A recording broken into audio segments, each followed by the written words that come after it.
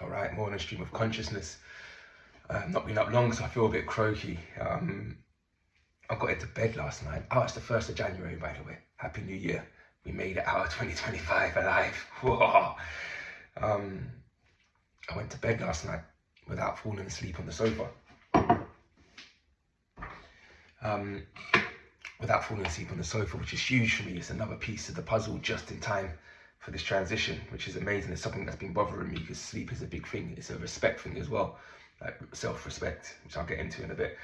But yeah, another piece of the puzzle, the way I see my life over the last 6 months, I've been rebuilding this puzzle. It's like I had this perfect puzzle. You know, the puzzles that take ages, they're like 2,000 pieces. It's like one of those puzzles that I've built over like 7 years, and it was on a table, and it was just great. I admire it every day. And it's like one day someone woke up and just went, woof. You know, like kids would do that sort of shit, you know? It's like some kid just came along and went, and just smashed the puzzle on the floor. So I've been rebuilding the puzzle. So welcome to anyone new or anyone who's seeing this for the first time. I've unlocked the page. So this page has been private for the last 6 months because I've been going through a fucking terrible time, to be honest. Oh man, been going through a separation with my wife, being separated from my children, navigating, finding a home, rebuilding business, tending to my heart.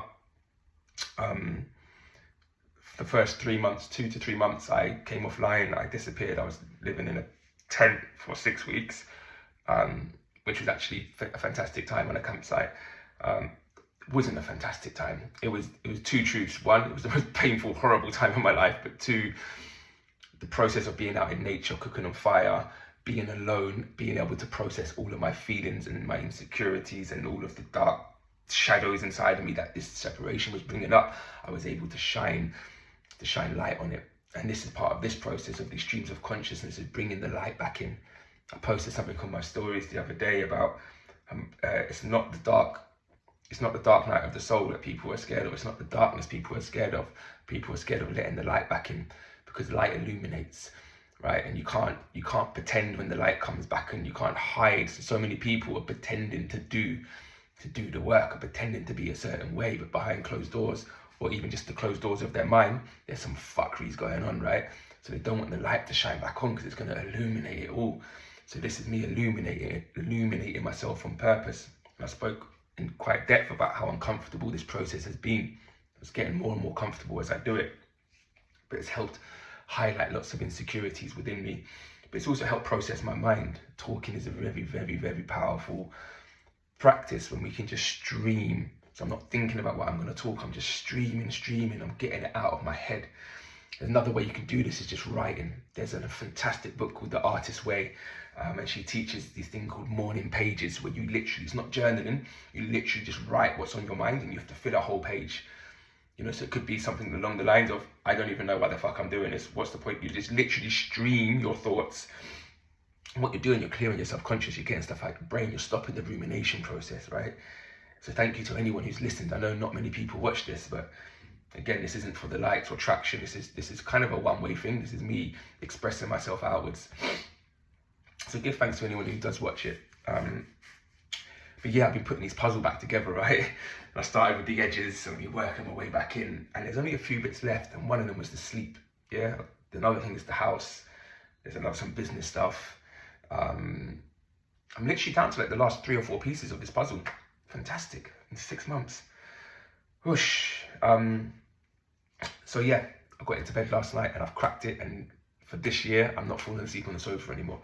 I'm going into bed because it's a disrespect, right? I'm disrespecting myself, like subconsciously, right? There's all these micro disrespects that we go through throughout our day, and we wonder why we can't get momentum in life, because we're not authentically taking care of ourselves, and we know it. Like, I've known in the back of my head, this sleep thing is not good. Like, this is sleep hygiene, this is important. And it's got me thinking about God and obedience to God and what that actually means, because I think some people struggle with the word obedience. And then how am I going to get into this one? First of all, God is God. I've said this before, God is God. God is not the universe. God is not the creator. Yes, he creates. God is not divinity. God is not the divine. God is not source. God is God. He has a name. And what I find, even in spiritual circles, people are afraid of his name, mainly because of the connotation between God and religion, I think. So people dilute his name and they pray to the universe. When you pray to the universe, you're losing your prayers, man. Because prayers are supposed to go inwards. That's why you put your hands together when you pray. You close the electromagnetic circuit, because this is circuitry. Like our body is technology, and it's circuitry, it's electric. You close your hands, you bring the energy back in towards your heart. Pardon me. Because God lives in your heart, is inside of you. The biggest trick ever played on humanity is teaching you God is outside of you. Everything's inverted. Everything's been inverted. God is inside of you, he's not outside of you. So when you pray to the universe, you're sending your prayers out here, they're just dissolving into the atmosphere. It's so sad, and think of how many prayers are just floating out there in the cosmos, in the atmosphere. Prayers go inwards because God is in your heart and God is God. But yeah, even in the spiritual circles, people are still afraid to say his name. And part of my mission is to help people separate God from religion and cultivate a relationship with God and and themselves, basically. Because that's what a relationship with God is a relationship with yourself, because you are a fragment of God. You are an expression of God. So pray inwards.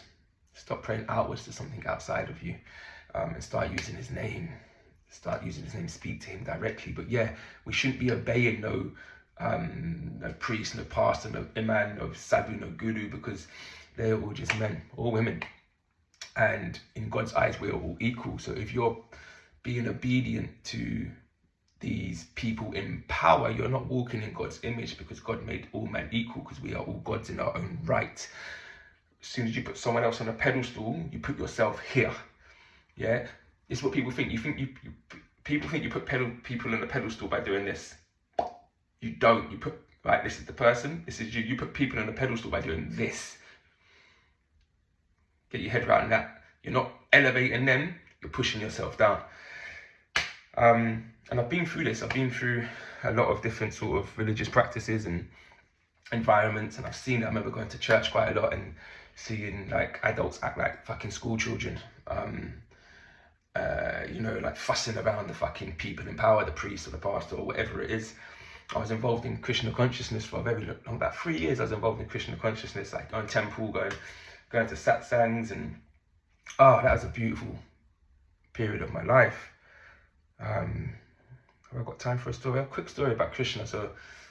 And Krishna is basically the same story as Jesus. No, I can't get into that now. Anyway, going to Krishna consciousness, Krishna opened my heart. And I remember being in one satsang once, and we were chanting for like long time.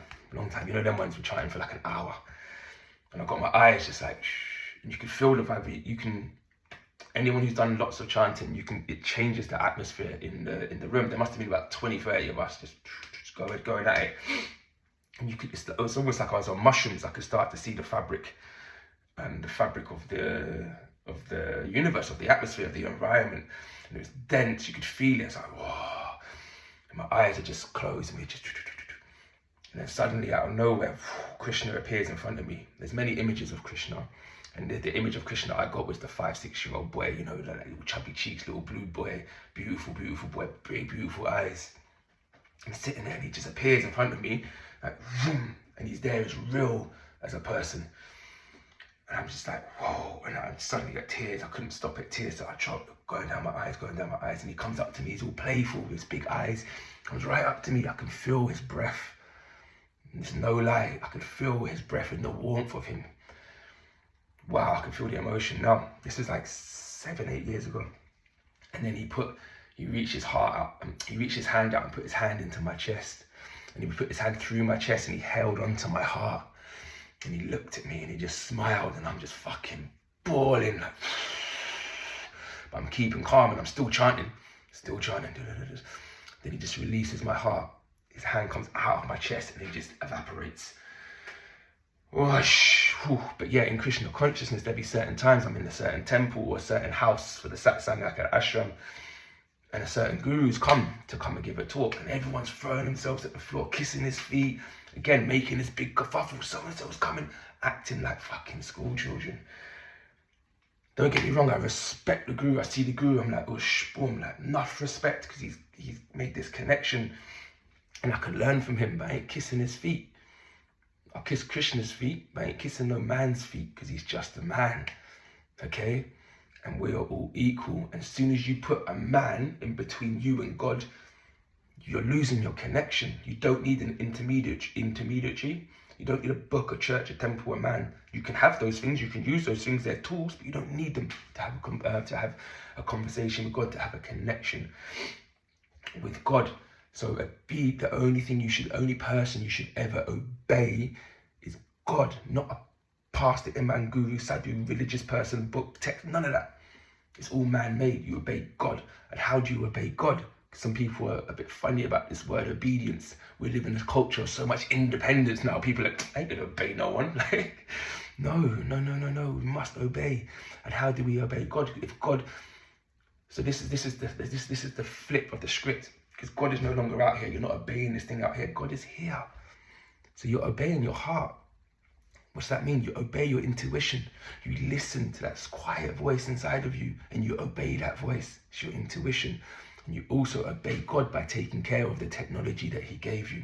Our body is technology. This is an electric. We are electric. We are electric beings, right? Right. We are technology. We are projectors creating our reality. Right, and we take care of this same way when you get a new iPhone, you take care of it, you put your screen protector on, you put your nice little case on, you keep it in your pocket, you clean it with your cloth. But this technology, we put drink and drugs and we put junk food and we sit and we don't move, we don't oil it, we don't grease the grooves, we don't appreciate it, we don't connect with it, we don't understand it, we don't take the time to understand it.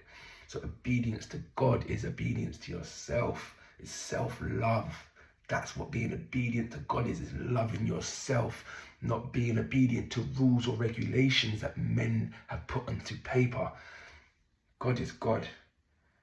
God is God. That's my stream of consciousness. God bless. I hope you have a beautiful start to this year. And I hope this year, is better than last year.